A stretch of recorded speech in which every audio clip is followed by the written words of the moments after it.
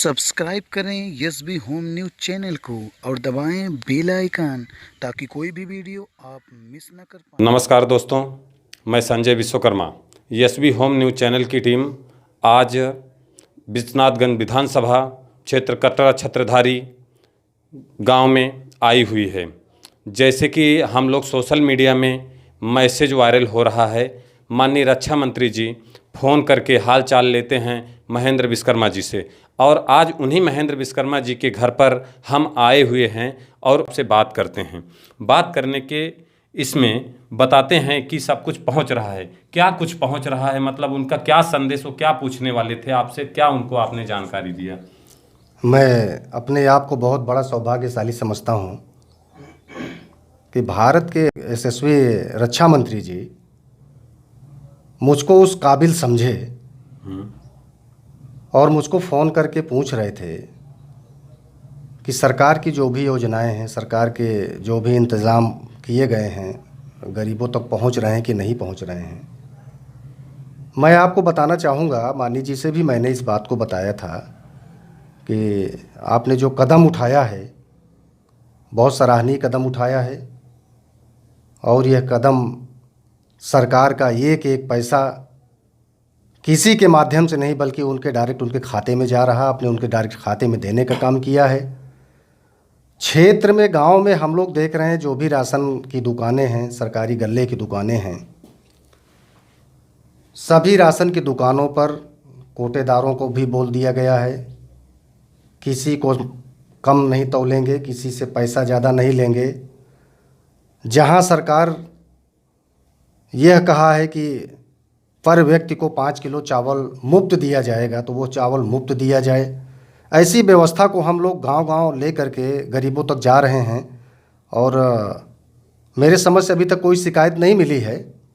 बहुत सही समय से भारत के प्रधानमंत्री माननीय नरेंद्र मोदी जी, भारत के गृह मंत्री माननीय अमित शाह जी और भारत के रक्षा मंत्री, हम सब नौजवानों के हृदय परम सम्मानित आदरणीय राजनाथ सिंह जी ने जो कदम उठाया है, आज उन्हीं की देन है हम सुरक्षित हैं और आपके सामने हैं। कभी कोई शिकायत नहीं मिलेगी। उत्तर प्रदेश के यशस्वी मुख्यमंत्री परम सम्मानित आदरणीय योगी आदित्यनाथ महाराज जी को अब आपने देखा होगा, वो बिल्कुल हीला हवाली नहीं बर्दाश्त करते। अगर किसी ने गलत किया है तो गलत, सही किया है तो सही। हमारे प्रदेश में जैसे जमाती घुसे उत्तर प्रदेश के अंदर, यशस्वी मुख्यमंत्री उत्तर प्रदेश के माननीय आदित्यनाथ योगी महाराज जी का जब डंडा चला तो उन्हें यह पता चल गया कि उत्तर प्रदेश से ही भाग जाना ठीक है। एक एक आदमी को चुन चुन करके जमातियों को ढूंढने का काम किया। उन्होंने आदेश दिया कि एक भी जमाती अगर सड़क पे मिल जाए, किसी के घर में मिल जाए, तो वो सलाखों के पीछे होना चाहिए, वो हॉस्पिटल में होना चाहिए। उन्होंने हिंदुस्तान के गरीबों के साथ न्याय किया है। हम ऋणी हैं। हमारे इस प्रदेश की गरीब जनता, हमारा नौजवान साथी, शिक्षित वर्ग हमारा जितना है, सब परम सम्मानित आदरणीय आदित्यनाथ योगी महाराज जी जब तक जिंदा हैं वो, और जब तक हम लोग जिंदा हैं, ऐसे मुख्यमंत्री नहीं मिलेगा। हम ऐसे मुख्यमंत्री को बनाने का काम करेंगे और इस मुख्यमंत्री को कायम रखने का काम करेंगे, और दोबारा 2022 में हम माननीय आदित्यनाथ योगी महाराज जी को फिर से इस प्रदेश का मुख्यमंत्री देखना चाहते हैं। और मैं समझता हूं कि अभी जो कोरोना की बीमारी हमारे देश में आई, बहुत सही समय पे हमारे प्रदेश की टीम और भारत सरकार सब मिल करके ये कदम उठाए, और हम ना के बराबर भारत में मृत्यु हुई है। और इटली में आप देख लीजिए, इंग्लैंड में देखिए, अमेरिका में देखिए, चीन में देखिए, वहाँ तो लोग जैसे मच्छर की तरह मरते चले गए। आज दफनाने की जगह नहीं है। लोगों ने मजाक समझा था। प्रधानमंत्री जी जब कह रहे थे कि थाली बजाओ, तो लोगों ने मजाक किया, मजाक समझ रहे थे। उन्होंने कहा दिया जलाओ, तो लोगों ने मजाक समझा। लेकिन आज वही पाकिस्तान थाली भी बजाया और वही पाकिस्तान दिया भी जलाया।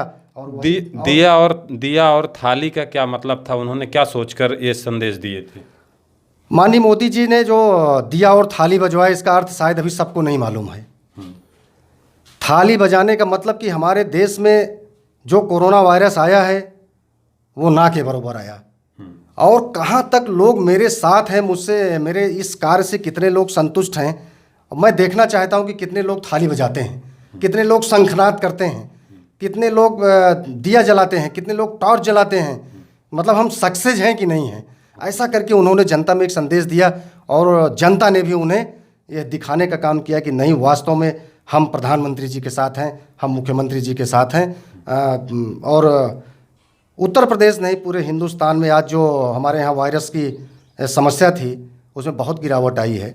नहीं तो चीन और इटली, अमेरिका, ये सब का ले करके आप देखिए, पाकिस्तान को ले लीजिए तो आज दर दर की ठोकर खा रहा, रो रहा, दवा मांग रहा हिंदुस्तान से। हम दवा दें कि ना दें, अभी विचार चल रहा है। मैं बहुत बहुत धन्यवाद देता हूँ माननीय मोदी जी को, माननीय रक्षा मंत्री जी को, माननीय गृह मंत्री जी को और यशस्वी मुख्यमंत्री, तेज तर्राक जिनका डंडा चलता है तो भूत प्रेत भी कांपता है, ऐसे मुख्यमंत्री को मैं बधाई देना चाहता हूँ। बहुत बहुत धन्यवाद।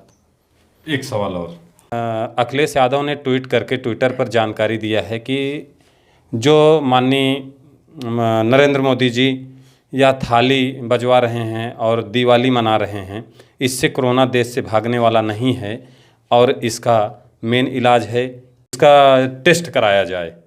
तो उनके लिए क्या संदेश देना चाहेंगे कि जो ट्वीट करके अपने लोगों से यह संदेशा देते हैं?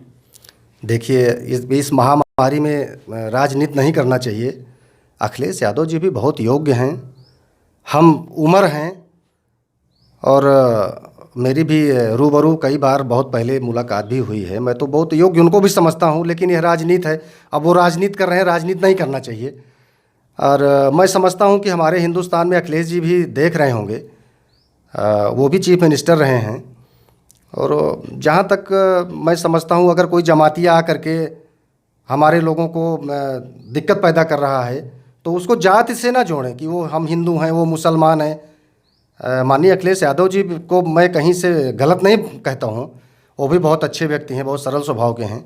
लेकिन जब वो देश के गरीबों के प्रति बीमारी को लेकर के और इस देश का जो प्रधानमंत्री है इतनी सही दिशा में काम कर रहा हो, जो लोगों को बचा डाला, पूरा हिंदुस्तान में जो त्राही त्राही मची थी, आप समझिए कि आज लोगों के चेहरे पे खुशहाली है।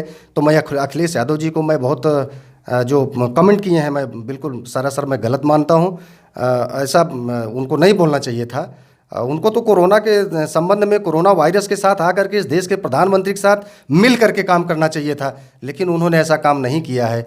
लोगों के साथ उन्होंने विश्वासघात किया है। वो एक जाति को लेकर के सोचते हैं कि हम राजनीति कर लेंगे, तो एक जात को लेकर के कोई राजनीति नहीं कर पाएगा और इसको राजनीति से वो जोड़ते हैं, तो वो इनकी बहुत बड़ी भूल है। ओके, बहुत बहुत धन्यवाद सर। आज हमारे साथ में महेंद्र विश्वकर्मा, प्रदेश अध्यक्ष विश्वकर्मा महासभा